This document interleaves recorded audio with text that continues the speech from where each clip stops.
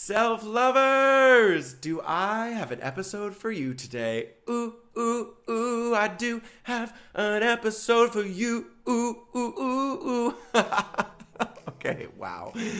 Today, we are chatting all about the blame game, honey. Oh, yes. Now, before we hop in, I want to connect about a couple of things. First things first, the carpool is coming. Wait, what? The carpool?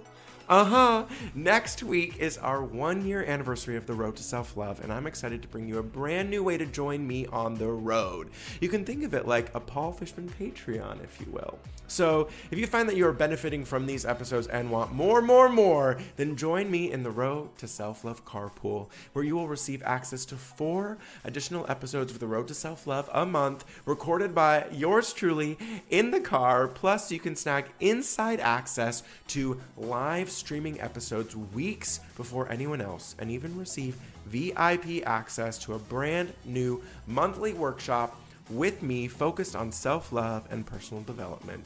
If you want more information, all you have to do is head to paulfishman.love/carpool to join the waitlist so we can hang out even more.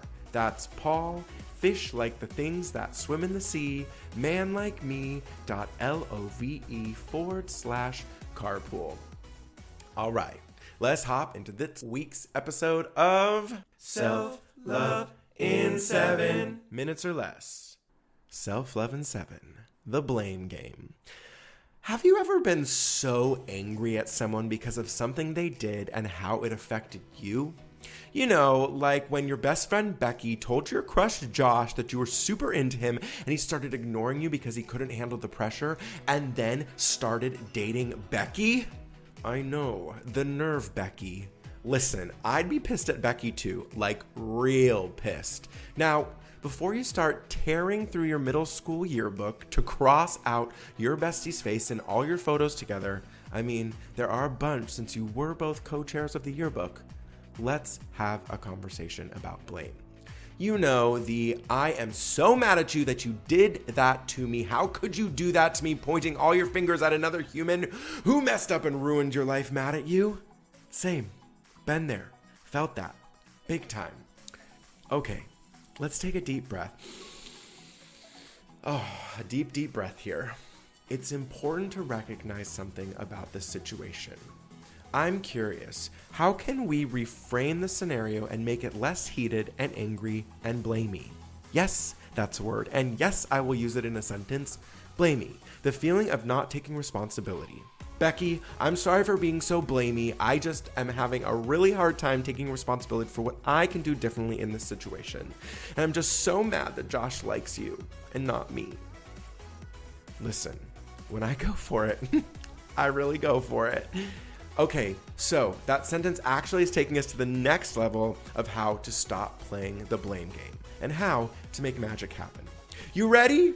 Wait, Justin, is that you?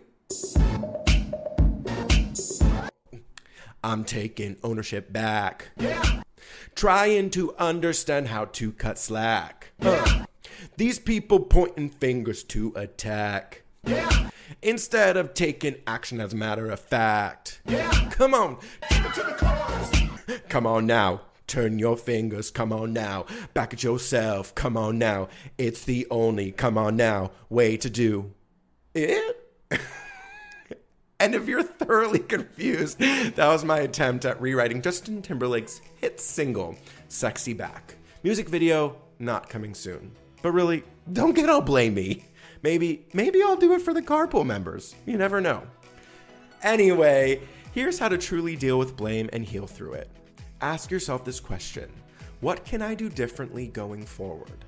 What can I do differently in this situation to take ownership and responsibility of my own personal feelings? Let's take the whole Becky stole your man, who wasn't really even yours to begin with, moment. Instead of crying in a corner about Becky outing your unrequited love to Josh, what would it have felt like to go to Josh yourself and tell him that you had just a little crush? Wow. Really dating myself with all these late 90s and early 2000s music references. I mean, seriously though, what would have happened if you went to him and owned it instead of triangulating that conversation. Ooh. I mean, now we're getting all blamey on me, huh?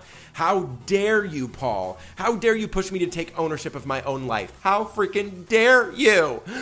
I mean, joke's on you because, oops, you did it again. You blame someone else for your lack of action. Oh, baby, baby.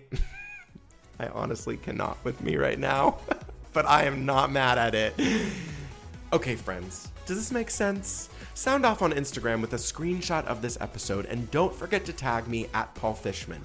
Oh, and get ready to have a lot more conversations about self-love in 7 and more inside the carpool, which is launching Tuesday, March 17th. There might even be a VIP blame workshop coming your way soon. All you gotta do is head to paulfishman.love/carpool to get on that wait list. Illy! That means I love you in millennial. FYI.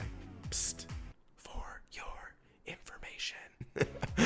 I'll see you next week for another episode of The Road to Self-Love, and in a couple of weeks for a brand new Self-Love in 7.